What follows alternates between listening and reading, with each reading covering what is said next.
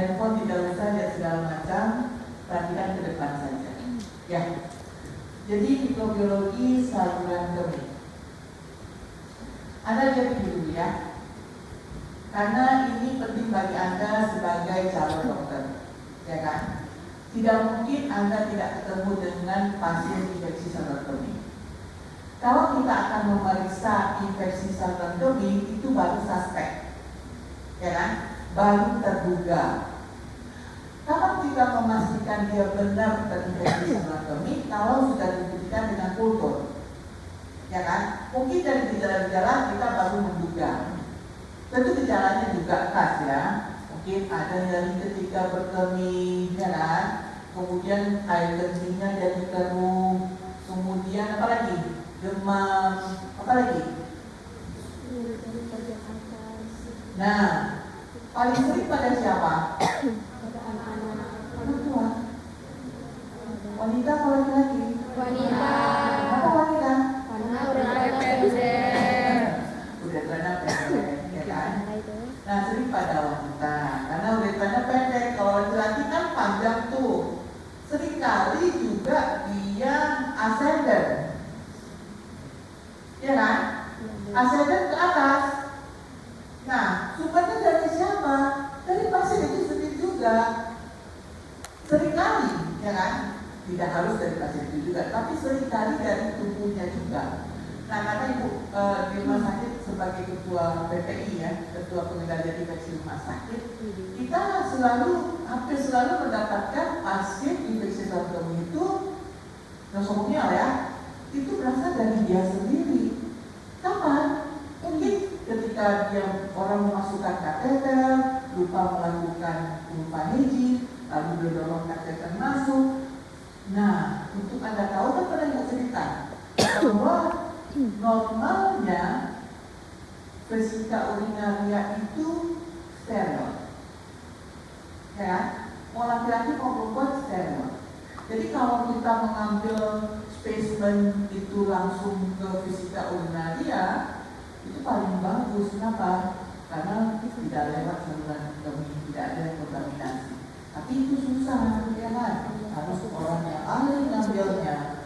Nah, tapi kalau kita mengambil urin nanti sebetulnya sudah ada dulu spesimen ya. Tapi ulang lagi supaya Anda sebagai dokter nanti ingat lagi pelajaran ini, ya. Kemudian sumbernya dari siapa? Dari pasien itu sendiri. Makanya infeksi saluran kemih ini paling banyak oleh kuman E. coli, ya kan? E. coli itu kan flora normal pada feses. Feses normal diulang kembali ya. Orang normal itu di dalam saluran ususnya, rektum terutama ya, yang dikeluarkan dalam feses itu paling banyak kuman. Jadi kita ini ada yang normal saat ini yang sehat hari ini, di dalam flora normalnya tubuhnya itu banyak sekali kuman. Paling banyak di tubuh kita itu di saluran darah, di usus besar, terutama yang bagian bawah. Itu kalau Anda lihat buku textbook mikrobiologi, kuman itu 10/12 per gram isi usus. Pernah diceritakan? 10/12 per gram isi usus. Berapa tuh nak? 1 gram loh. Itu sejarah. Jadi yang kita keluarkan dalam feses, kalau feses Anda kata Ibu kalau sekilo kali berapa? Ya kan? Ada berapa banyak kuman yang setiap kali kita keluarkan? Itu benar. E. coli itu ada beberapa saja spesiesnya yang patogen. Rata-rata dia normal. Tapi ada yang mikrobiologi tadi. Kuman di suatu tempat normal, tapi berpindah miliunya, berpindah habitatnya, dia bisa menyebabkan infeksi di situ. Contoh, di dalam saluran cerna dia tenang-tenang aja, dia nggak berani atau dia nggak bisa juga menyebabkan infeksi, normal saja. Nah, ketika dia pindah ke saluran kemih, dia bisa sebagai penyebab infeksi di situ. Ngerti ya kan? Kenapa? Kalau pertanyaannya, intinya gini aja, tidak ada yang menghalanginya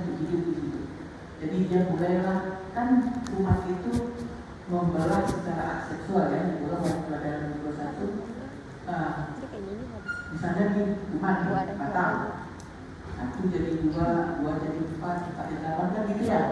Jadi ketika dia masuk ke saluran kemih, nah ada punya satu lagi. Urin merupakan media yang baik untuk pertumbuhan kuman. Ya, urin merupakan media yang baik untuk pertumbuhan kuman. Jadi di dalam urin itu kuman bisa bertambah banyak. Urin itu merupakan spesimen yang agak ini agak aja urinnya, padahal ini air putih ya. Kalau air putih itu gak berani pegang-pegang begini, paling pakai handstone-nya. Nah ini agak aja urin. Nah urin ini merupakan media yang baik untuk tubuh kuman. Itu ada terangkan ya. Sehingga ketika pasien, Anda harus tahu nih, Anda sebagai dokter dikirim urin ke lab. Ketika urin ini dikirim ke lab, secepatnya harus sampai di lab. Kalau dulu ketika Ibu Kostam ya, spesimen-spesimen ini yang hantar itu keluarga pasien. Karena petugas sedikit, kalau sekarang ada tenaga pos. Dia diambil ya. Nah, lalu keluarga pasien kan nggak berarti itu. Dia berhenti makan dulu, ketika makan santai dulu, pulang dulu. Nah, ini diambilnya pagi sampai di lab jam 11. Ini nggak bisa kita periksa lagi. Kenapa? Sudah berlipat ganda kumannya. Sehingga tadinya mungkin tidak infeksi atau infeksinya sedikit, bisa jadi infeksi kurang atau orang tubuh. Nanti ya. Nah, lalu beda dengan spesimen lain.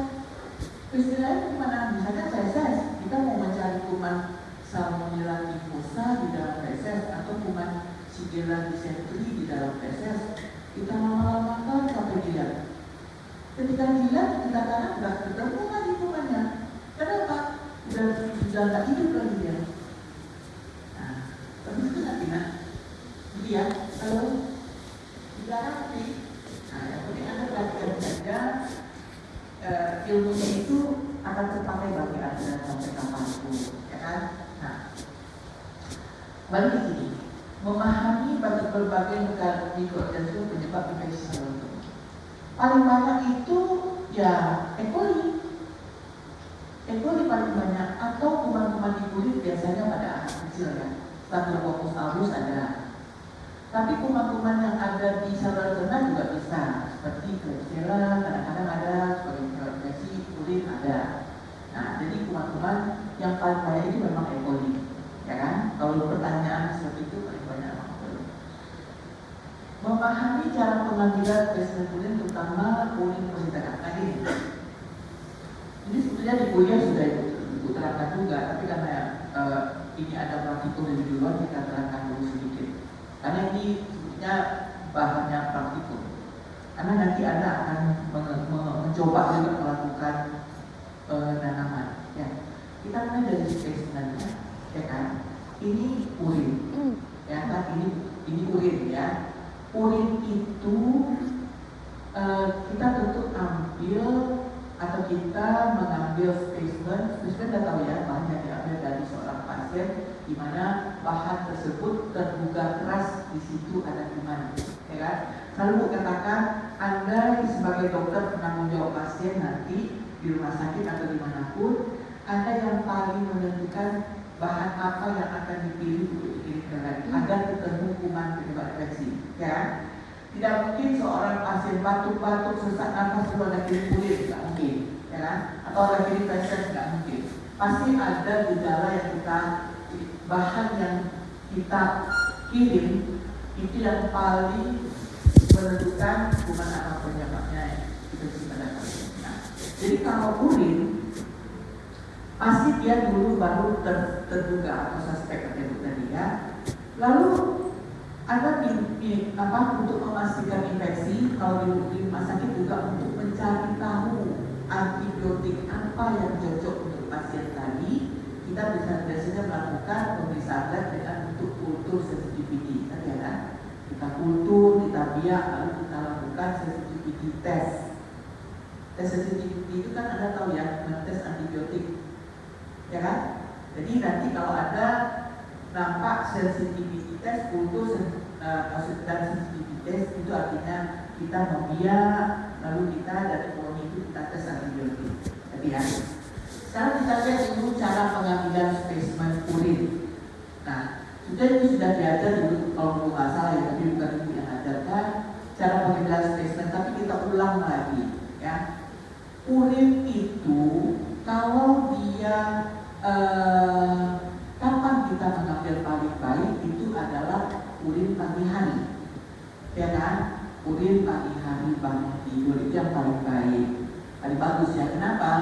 Ya di situ mungkin paling besar ketemu kuman dan paling akurat lah ya.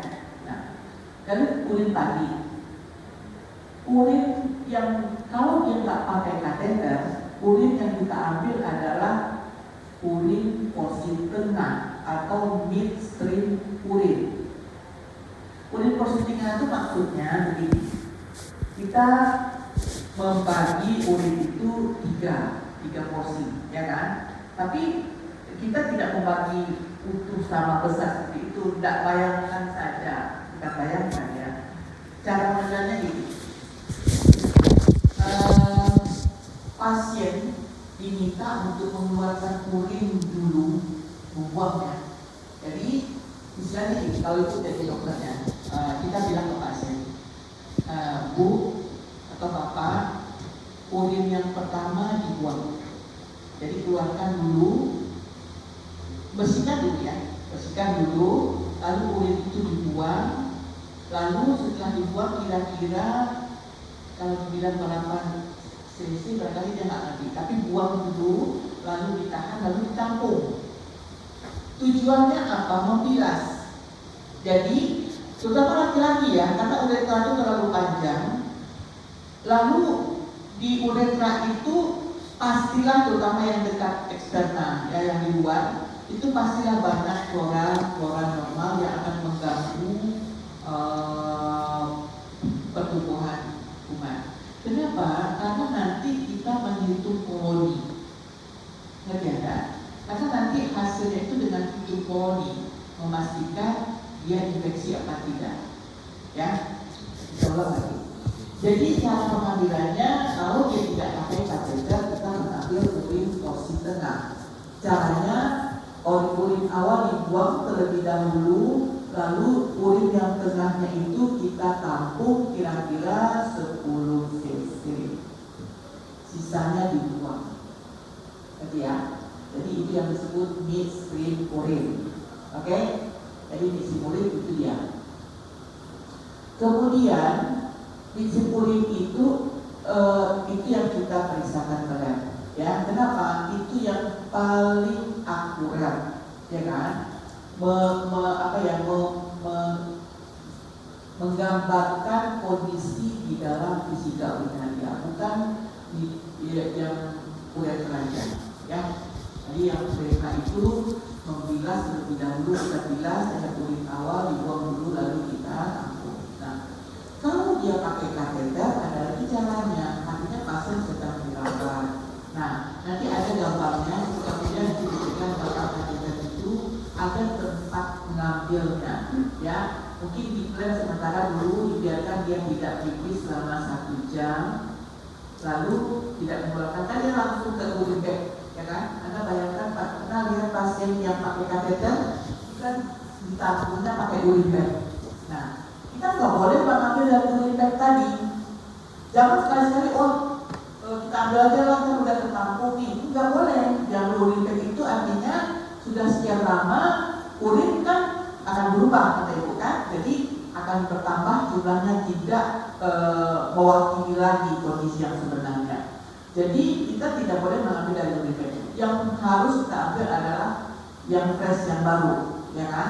Lalu ada tempat pengambilannya, tempat aspirasinya. Itu saja barangkali yang penting pada pasien memasang kateter, ya. Kita mengambil juga 5-10 cc. Tapi sekali lagi ingatkan, tidak boleh mengambil dari urin yang sudah terkolek atau sudah tertampung tadi di urin bag. Itu nggak boleh, karena hasilnya akan bias, tidak sebenarnya. Oke. Kemudian yang ketiga, orang yang tak bisa mengeluarkan pipisnya sama sekali, mungkin terjadi retensi atau sumbatan atau seperti keracunan jengkol benar-benar nggak bisa keluar, itu bisa saja kita mengambil atau memang tertekan misalnya nggak bisa masuk kateter. Kalau dipasangkan kateter nanti akan berdarah, itu akan dilakukan suprapubic puncture, urin SPP istilahnya, suprapubic puncture. Jadi di atas pubis tadi dilakukan penusukan, puncture, ada alatnya. Biasanya yang melakukan tenaga ahli, biasanya orang muda ya, kalau ibu nggak berani. Jadi urinnya benar-benar nggak keluar, sudah menjendul di atas suprapubisnya tadi. Itu biasanya dilakukan puncture, jadi ditusuk lalu keluar urinnya. Sebenarnya itu yang paling bagus ya, tidak melewati apa-apa ya. Kan bisa ke situ ya. Jadi itu cara pengambilan spesimen. Kemudian cara pengirimannya idealnya sesegera mungkin sampai ke lab. Ada tahu alasannya, sudah kita lihat. Idealnya sesegera mungkin sampai di lab ya, karena kalau telat itu akan merubah hasil ya. Kita bisa menerima maksimal 2 jam ya, masih bisa kita terima di lab. In case di bagaimana ya, kalau bagaimana kalau jauh, bagaimana kalau dari mikro belum buka, pasiennya tidurnya belum subuh ya kan, lalu udah tertampung begitu. Ini juga bagaimana Anda bisa memasukkannya ke dalam lemari es. Ke dalam lemari es suhu 4 sampai 8 derajat. Jadi bukan di freezer ya. Jangan dibuka pula urin itu ya. Cukup di dalam lemari es suhu 4 derajat. Di packing lah sebagus mungkin. Jangan urin tercampur pula dengan kulkas makanan ya kan. Jadi urin itu dikemas sebagaimana di labelnya, cukup pada suhu 4 sampai 8 derajat di dalam lemari es, di mana suhu tersebut adalah suhu bakteriostatik. Apa itu suhu bakteriostatik? Kuman tidak mati, tapi juga tidak bertambah jumlahnya. Oke? Ngerti semua tuh? Oke. Itu cara pengiriman ya. Kalau dari jauh gimana? Ya bisa pakai toolbox. Misalnya Anda kirim dari Solo atau dari Padang Panjang, pakai toolbox. Anda tahu toolbox ya, yang kayak termos es gitu. Lalu di sela-selanya itu ada batu es, taruh urin di tengah-tengahnya. Itu juga mempertahankan kuman tidak mati, tapi juga tidak bertambah jumlahnya. Oke ya. Lalu barulah prosedur di laboratorium. Oke?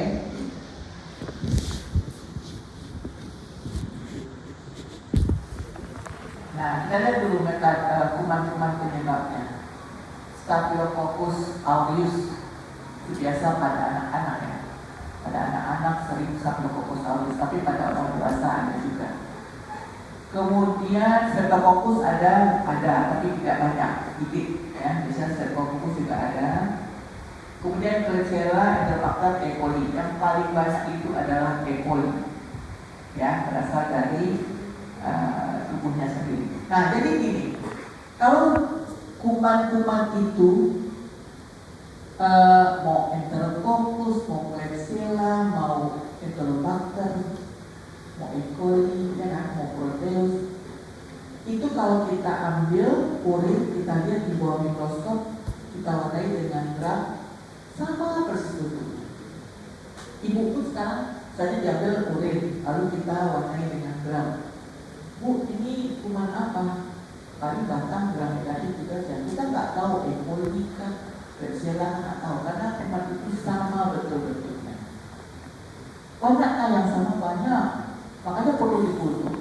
Seperti ini, Salmonella sama Shigella itu sama betul-betul. Kita foto sama juga bentuknya. Tapi sebetulnya kalau kita dimasukkan ke makanan pasien A, masukkan pasien B, besoknya dia sakitnya beda. Satu typhoid, satu dysentery. Tapi bentuknya sama, koloninya juga sama. Nah, jadi perlu kita lakukan tes-tes lebih lanjut, ya. Apakah benar jamur? Ada. Nah, jangan dikira jamur tidak ada pada infeksi tersebut. Ada, terutama sekarang ini ya, untuk pasien-pasien AIDS. Ya, jadi pasien AIDS itu jangan dikira sedikit. Saat ini sudah mulai banyak. Karena ibu tidak mikrobiologi ya, hampir tiap hari kita menemukan. Berapa kali kita lihat pasiennya itu sudah campuran. Jadi khas AIDS itu apa ya? Penyakit itu nggak ada yang khas, tapi infeksinya itu banyak. Karena memang imunnya sudah defisiensi. Setelah macam infeksi, oportunis bisa terjadi. Anda tahu oportunis? Ya, ketika orang lemah dia menyerang. Apalagi kalau CD4-nya itu sudah rendah, terus kalau macam infeksi bisa masuk. Paling sering Candida kalau jamur ya. Jadi infeksi saluran kemih oleh jamur Candida juga ada, ya kan? Gejalanya gimana? Bisa juga. Mudah-mudahan. Nah, ini mislim tadi ya.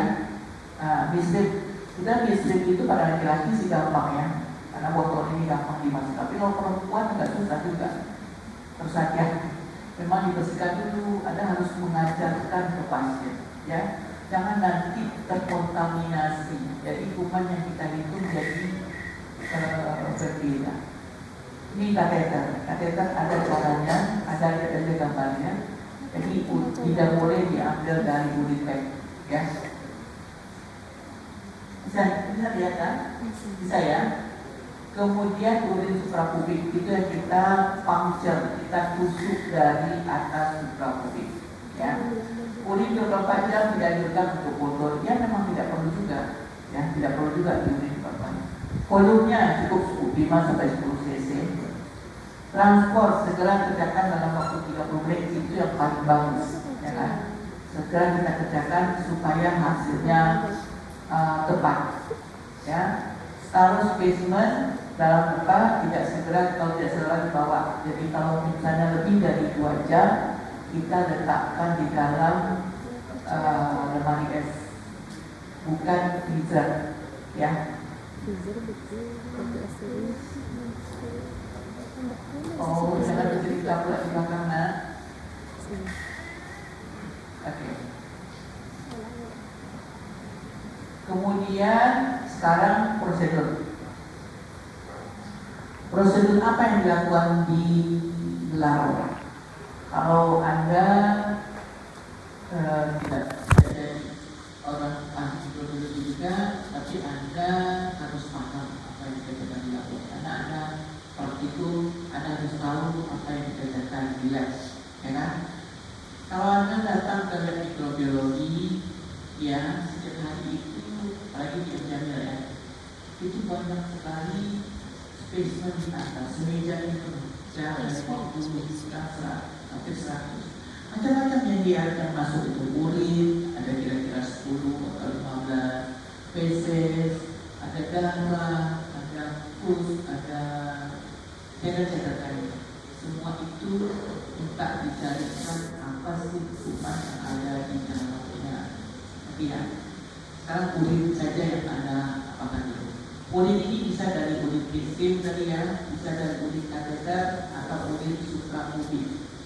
Kita tidak tahu di lab itu apa yang terjadi sebelumnya.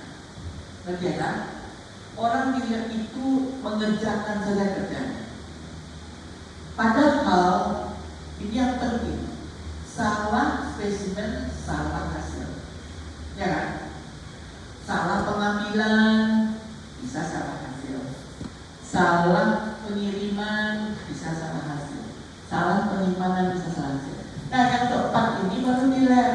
Nah itu baru tanggung jawab kita di mikrobiologi. Tapi yang 1, 2, 3 itu Anda yang di ruangan, ya kan? Ada yang punya pasien. Nah, jangan nanti kasihannya pasien sudah bayar itu nggak murah juga ya.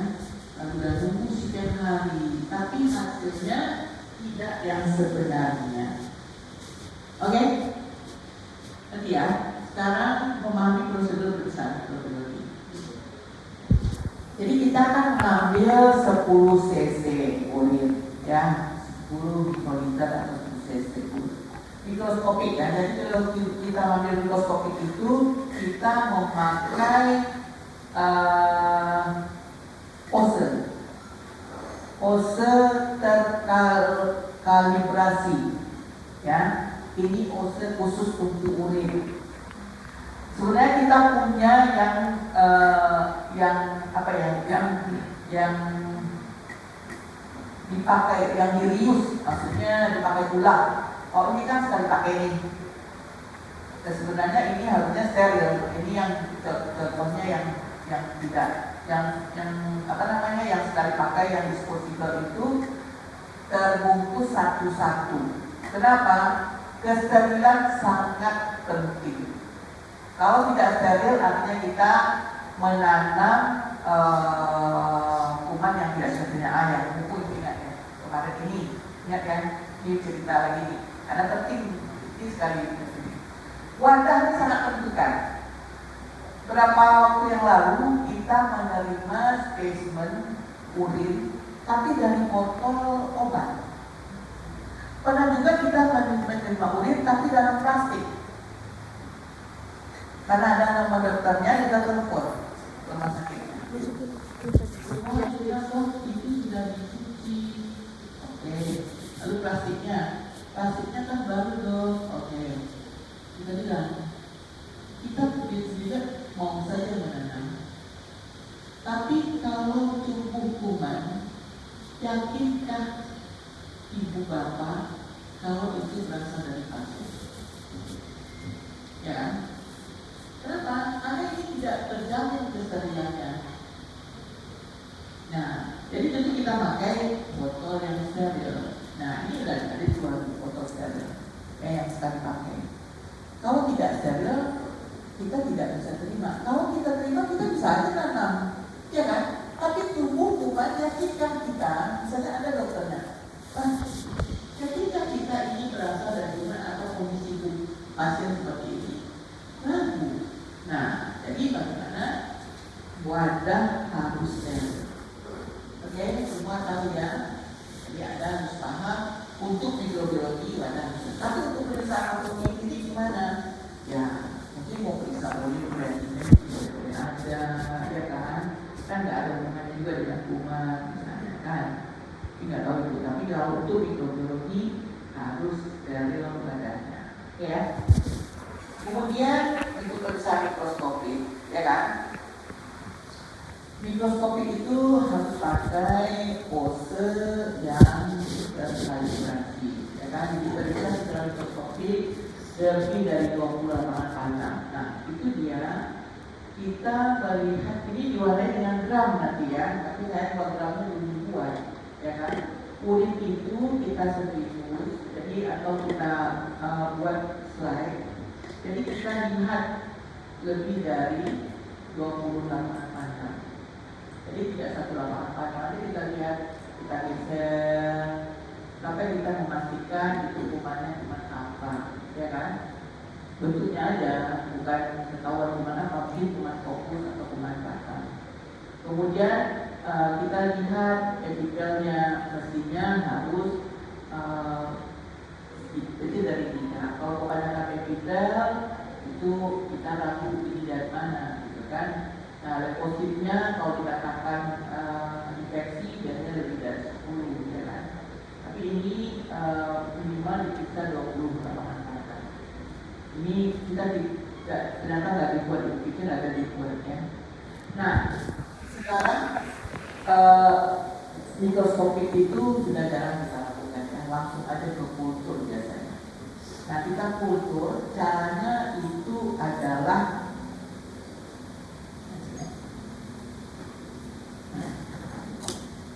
bagus sekali.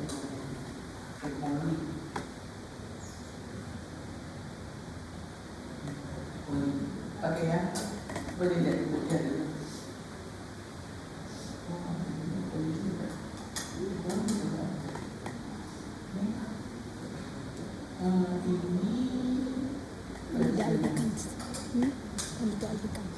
Dan produksi bisa E. coli ada 4, Klebsiella 1. Itu dari urin pasien ya. Tapi Anda jangan ragu juga. akan menular juga, ya kan? Kecuali kumannya lewat droplet. Oke, lalu pembiakannya bagaimana? Ada perhatikan ini ya. Ini adalah pose yang sudah terkalibrasi 10 mikroliter, ya kan? 10 mikroliter. Nah, jadi cara mengambil urinnya begini. Ini perhatikan, ini ada lubangnya ya. Jadi ini ada lubangnya. Jadi lubangnya ini kalau kita celupkan ke urin, kita keluarkan, ini akan terbentuk selaput. Selaput itu nanti sudah terkalibrasi. Selaput itu kita dari selaput itu kan ikut ya, pose ini kan kita tanam pada kita tanam pada media. Anda bisa lihat penunjuk ibu yang merah. Bisa, Bu. Ya. Jadi kita menanamnya itu kita taruh di tengah, ya. Lalu kita buat garis lurus, ya, garis lurus. Dan itu aja. Lalu kita bakar lagi osenya, ataupun kalaupun tidak bakar, kita sekali aja mengambil urin. Lalu kita buatlah seperti ini, ya. Kita buat seperti ini. Penipisan. Jadi penipisan seperti ini. Gampang kan? Gampang sekali, ya. Jadi kita sumbernya hanya di satu kali itu saja, ya. Lalu kita tipiskan dengan cara zigzag. Nah, lalu kita masukkan ke inkubator. Ya, yang sudah ditanam tadi masukkan ke inkubator. Inkubator di mikrobiologi itu tujuannya adalah untuk pembiak, ya kan? Jadi di dalam inkubator itu suhunya adalah 36-37 sama dengan suhu manusia, ya. Jadi di dalam inkubator itu kuman akan berkembang biak sehingga muncullah koloni. Ya, nah apa bentuknya? Nah, perhatikan ini. Ini kalau kumannya ini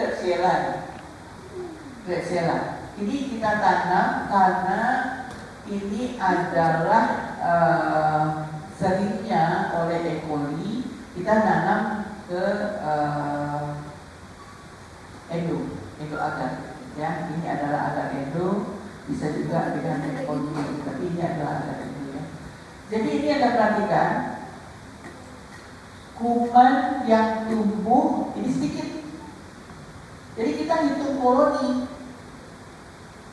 ya, kita hitung koloni. Jadi kita hitung koloni. Sebenarnya kita punya koloni counter untuk menghitung koloni, ya. Cuman kalau sedikit ini kita nggak perlu hitung koloni, ya kan? Coba hitung nih berapa? 13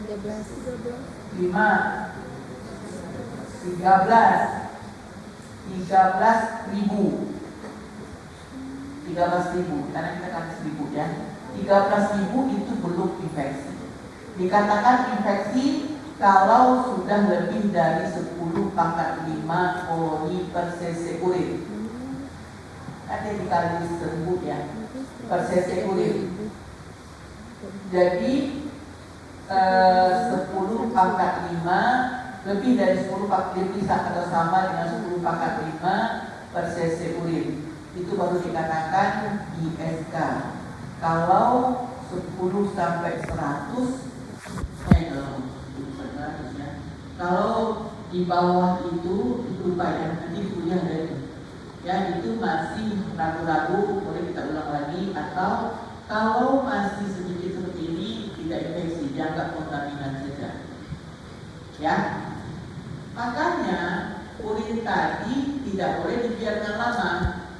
Kalau misalnya dia itu jumlahnya sedikit, kita biarkan lama, bisa-bisa terdiagnosis ISK, ya kan? Kenapa? Karena dia sudah berlipat ganda, jumlahnya baru kita tanam. Nah, itu jumlahnya jadi banyak, ya. Makanya urin harus segera diperiksa, harus segera ditanam, ya. Jadi ini yang sedikitnya. Yang banyak ini banyak sekali nih, ya.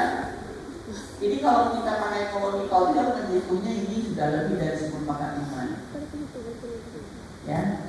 Contoh ini juga banyak. Nih, ada koloni.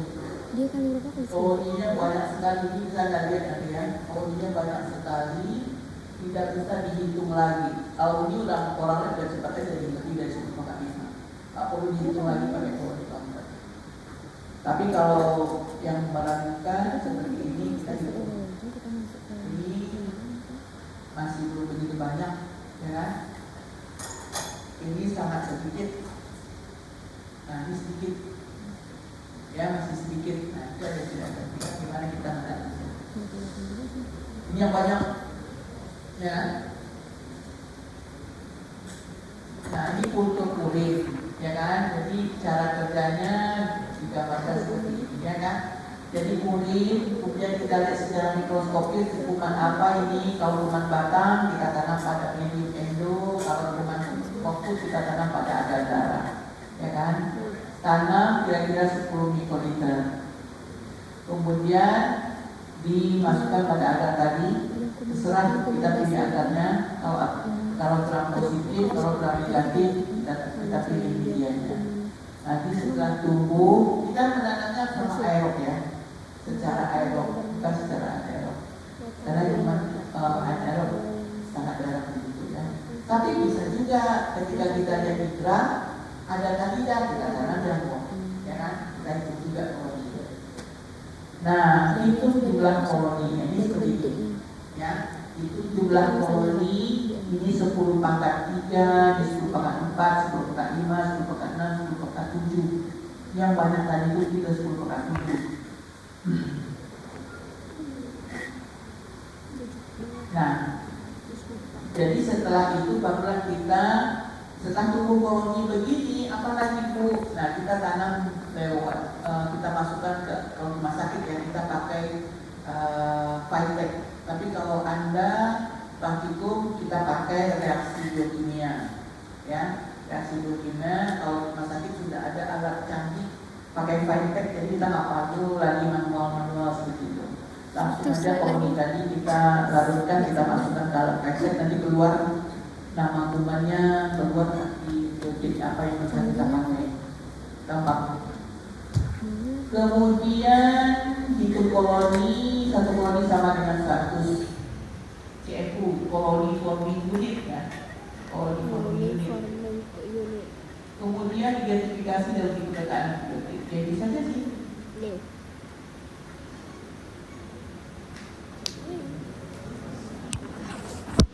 Ada pertanyaan sampai situ? Praktikum Anda tidak banyak, tidak lama, ya. Untuk urin tidak banyak yang akan kita lakukan. Tapi kalau untuk minggu depan, disebutkan, ya, minggu depan itu agak lama praktikum Anda.